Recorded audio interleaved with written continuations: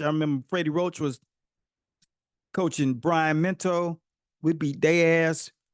We fought multiple. I mean, we had already, Chris Ariola was in line.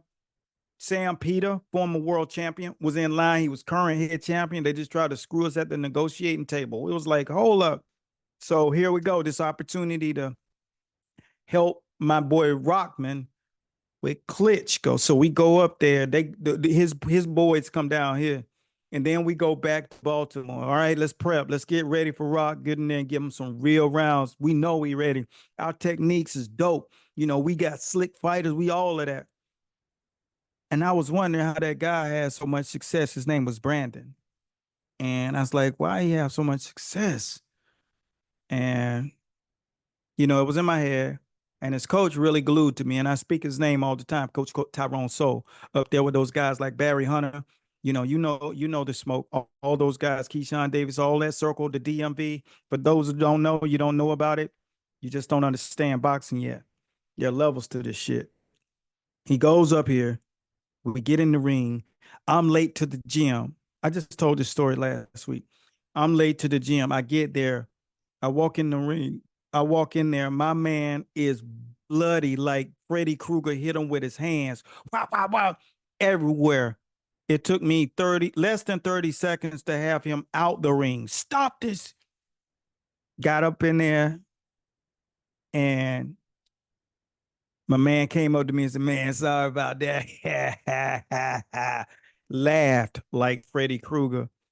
And he said, you know what we've been doing? And I was like, I was so mad, so devastated, so hurt. And so I thought about everything that I'd done. I crossed all my T's. I dotted all my I's, and I hooked all my C's teaching boxing.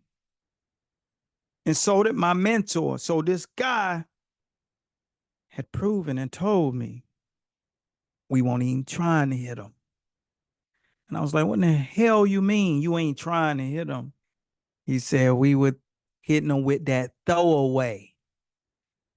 And the throwaway is you throw the punch like you're trying to hit him, and you throw it over the shoulder. And when the guy steps in to come in to try to throw his shot, he bam, he hit him with the hook.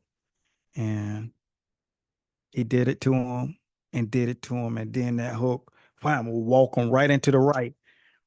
And nobody had ever experienced that, because the guys that do that kind of stuff are people like Archie Moore, the guys who got 140 plus knockouts, Sugar Ray Robinson, people, things that you've seen, you didn't even know what was happening. You thought he was just missing, but it's intentional.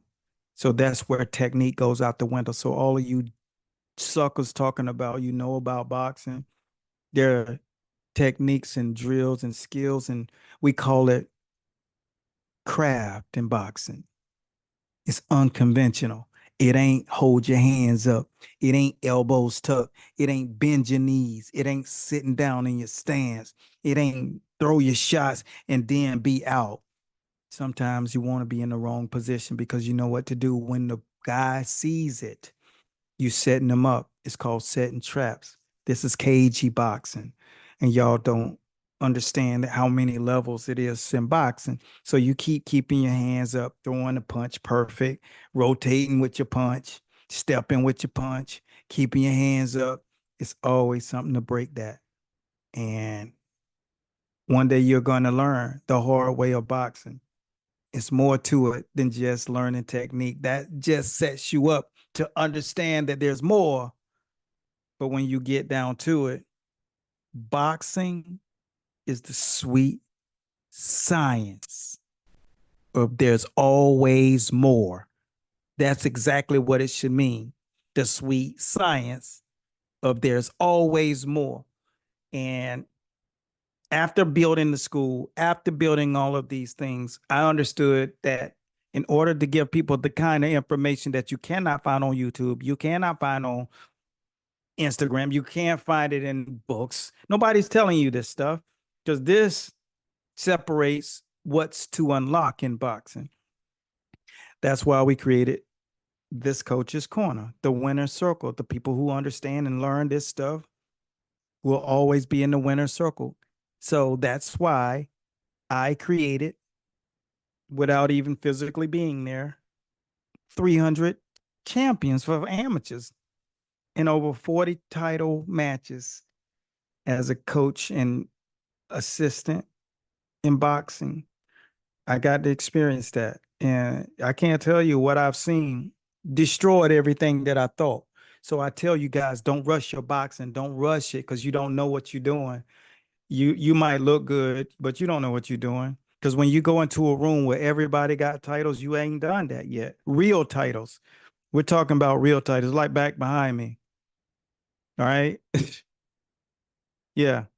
Like real stuff, real belts, like this one, the WBC, like this one, Ring Magazine. Like my whole room is filled with these things. I've been through some real stuff with these cats, and I thank God for my downline. Period. They're the legends of boxing, and what will happen when you understand boxing at an entirely different level is that you realize all these guys are trying to figure it out on their own, and they have no idea that they're going absolutely nowhere because there's only one mountain and there's only five thrones. And I've learned from four of the five.